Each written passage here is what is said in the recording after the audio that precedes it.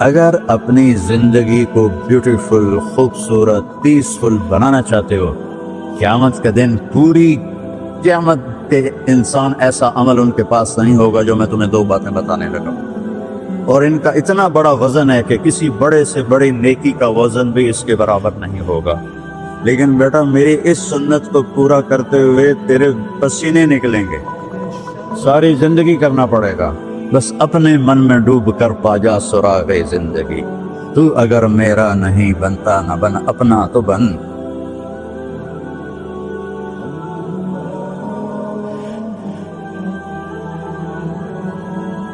والصلاة والسلام على رسوله الكريم وعلى آلہ واصحابہ اجمعین۔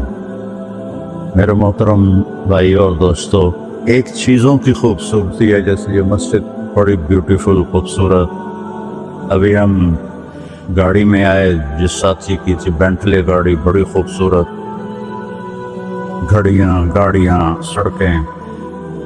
لیکن ایک خوبصورتی لائف کی ہوتی ہے کہ لائف بیوٹیفل ہو، لائف اندر ہوتی ہے، وہ بینٹلے میں نہیں ہوتی، رولز رائس میں نہیں ہوتی، وہ بڑے گھروں میں نہیں ہوتی، بڑے کاروباروں میں نہیں ہوتی۔ زندگی اندر چلتی ہے۔ جب وہ نکلتے ہیں تو ہم ڈیڈ باڈی ہو جاتے ہیں۔ کوئی نہیں کہتا مولانا طارق جمیل، کہیں گے ڈیڈ باڈی، یا ہمارے یہاں کہیں گے میت۔ زندگی کیسے خوبصورت ہو؟ زندگی پیسے سے نہیں ہوتی، شکلوں سے نہیں ہوتی، کسی دنیا کی چیز سے لائف کی بیوٹی کا کوئی تعلق ہے۔ اور جب تک لائف میں بیوٹی نہ ہو تو کوئی چیز مزہ نہیں دیتی۔ کیا لطف انجمن کا جب دل ہی بجھ گیا ہو، 100 بار چمن مہکا، 100 بار بہار آئی، دنیا کی وہی رونق، دل کی وہی تنہائی۔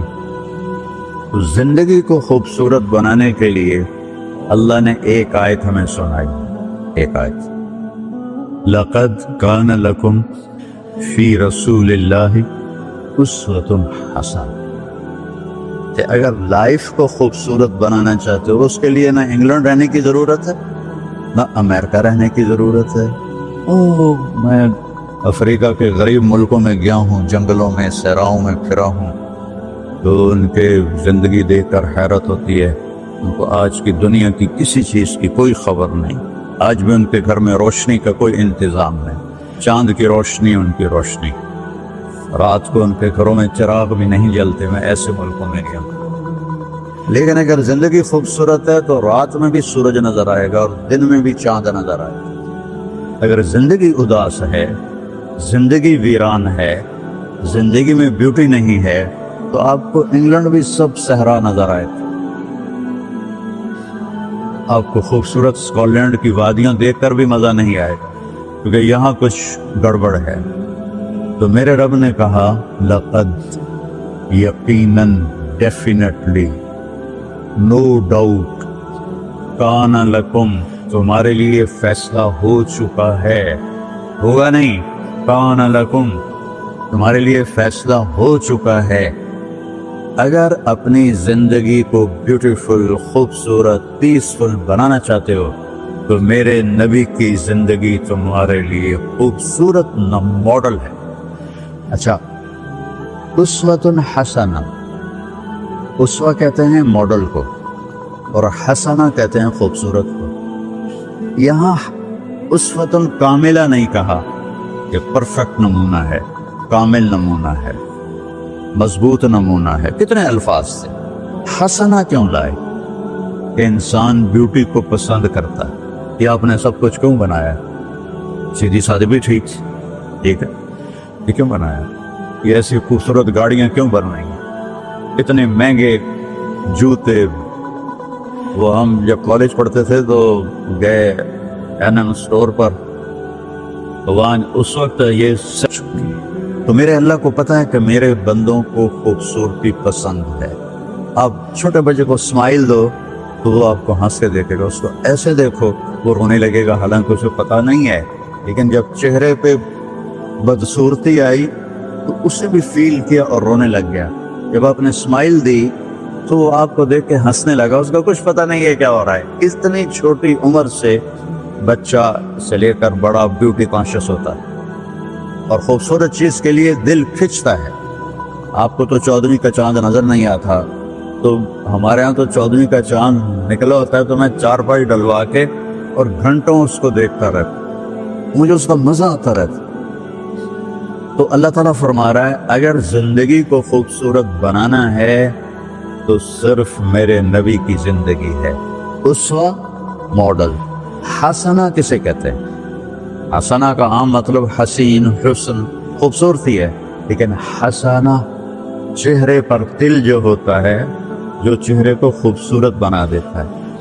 آپ نے دیکھا کبھی جن کے چہروں پہ کوئی ایک تل ہو تو وہ چہرہ بڑا بیوٹیفل نظر آتا ہے، پرکشش نظر آتا ہے. تو حسنہ چہرے کے اس ڈاٹ کو، کالے ڈاٹ کو کہتے ہیں جس سے چہرے کی بیوٹی بڑھ جاتی ہے. تو میرا اللہ کہہ رہا ہے اگر تم نے اپنے چہرے پہ تل سجانا ہے، ڈاٹ جس سے آپ حسین لگتے ہیں، تو میرے نبی کی زندگی اپنا لو. اس سے خوبصورت لائف آپ کو کہیں نہیں ملے گی. وہ خوبصورتی اگر مجھے مل گئی، آپ کو مل گئی، تو آپ کی دنیا بھی بن گئی، آخرت بھی بن گئی.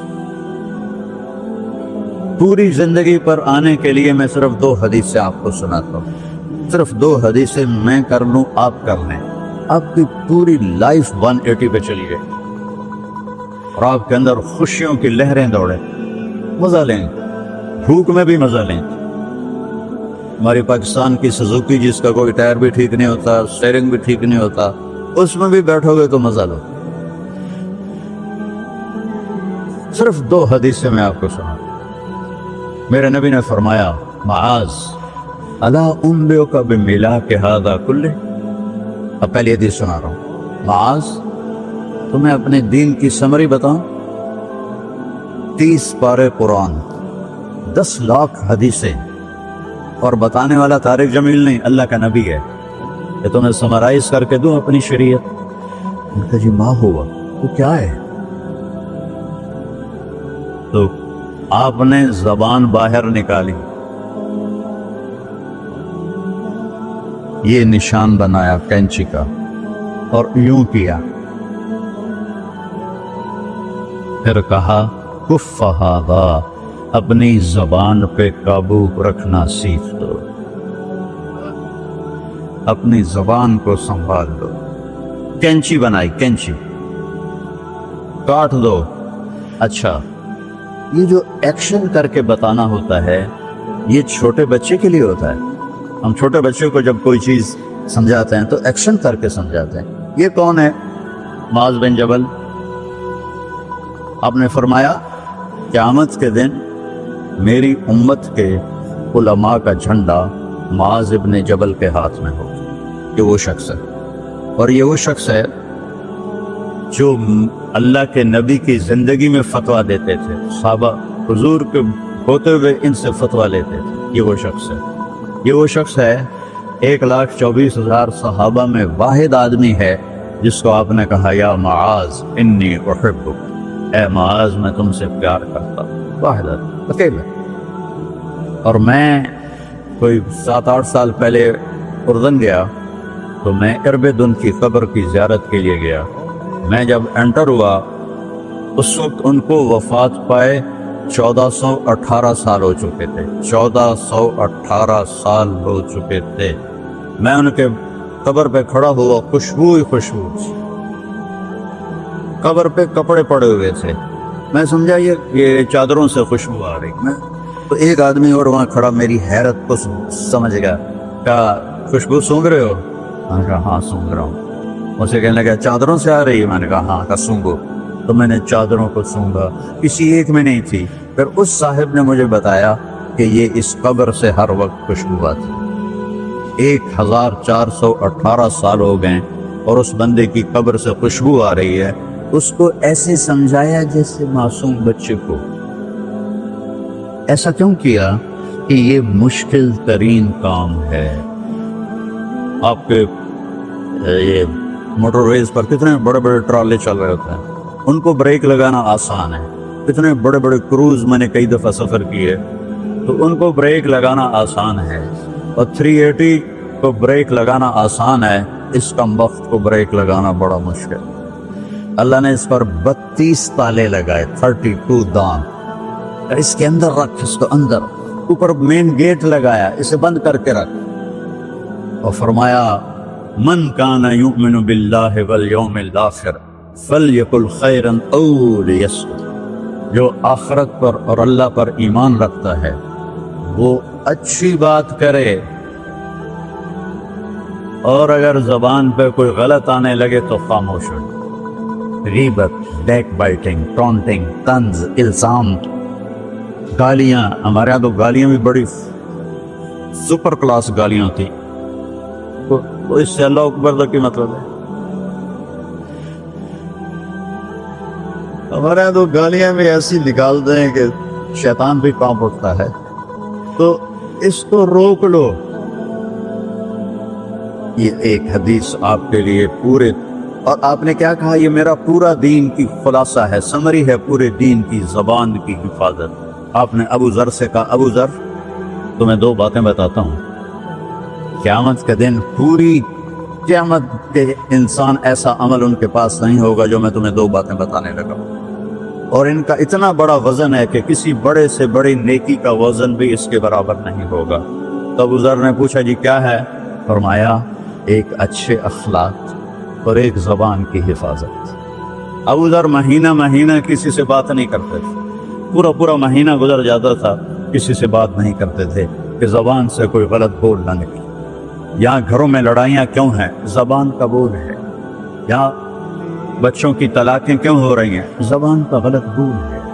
ماں باپ کیوں ہرٹ ہو رہے ہیں؟ اولاد کی بدتمیزی اور زبان کا بول ہے۔ زبان کا بول سینہ کاٹ کے رکھ دیتا ہے۔ ہمارے پاکستان میں نا بسوں کے پیچھے عجیب جملے لکھے ہوتے ہیں۔ تو چکور ایک پرندہ ہے، میں نے زامبیا میں دیکھا، جنگل میں مجھے انہوں نے دیکھا ہے، بڑی خوبصورت چال چلتا ہے، ایسے بڑا مست ہوتا ہے۔ تو جب کوئی نئی بس ہوتی ہے تو اس کے پیچھے لکھا ہوتا ہے ویٹ ڈور چکوری دی، تو چکوری کی چال دیکھو، بس کو چکوری بنا دیا اور چکوری جا رہی۔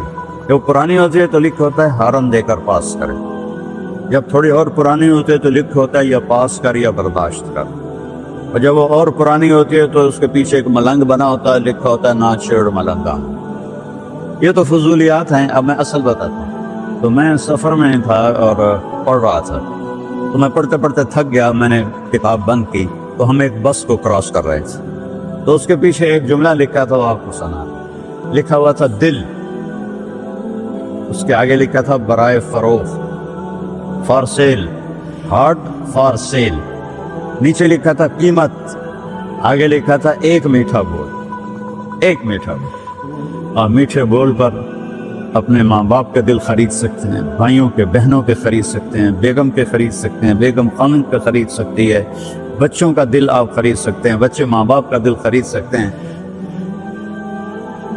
اور اللہ نے مجھے 2 دفعہ یوں دنیا پھرائی ہے، ایسے 100 کے قریب ملکوں میں اللہ مجھے لے کر گیا ہے، نمازی بھی بہت، مسجدیں بھی بہت، حاجی بھی بہت، داڑھی والے بھی بہت، پگڑی والے بھی بہت، لیکن اس کو سنبھالنے والا ملتا ہی کوئی کہ جو اس پہ قابو پاتا۔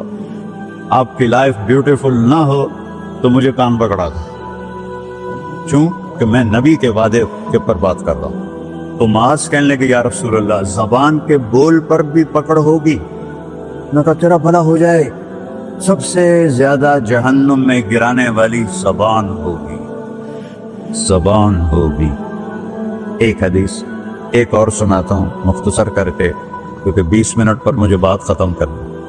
آپ نے کہا انس میرے بیٹے، میری ایک بہت گریٹ سنت ہے، گریٹ، یہ لفظ پوری حدیث میں کہیں نہیں سوائے اس ایک جگہ کی، میری ایک بہت گریٹ سنت ہے، بہت، یہ داڑھی بھی سنت ہے، یہ پگڑی بھی سنت ہے، یہ سفید، میں سفید لباس اس لیے پہنتا ہوں، میرے نبی کو پسند تھا، میں کوئی کلر والا نہیں پہنتا ہوں، سنت ہے، لیکن گریٹ سنت، گریٹ سنت صرف ایک جگہ پر ہے جو میں ابھی آپ کو بتانے لگا ہوں۔ میرے بیٹے انس، میری ایک گریٹسٹ سنت ہے، اگر تو نے اس کو پورا کر دیا تو تو جنت میں نہیں جائے گا، جنت میں میرا نیبر بن جائے گا۔ تو جنت تو بہت چھوٹی چیز ہے نبی کے نیبر کے سامنے، تو میرا نیبر بن جائے گا۔ پتہ ہے آپ کو کہ بڑی چیز کی قیمت بھی بڑی ہوتی ہے.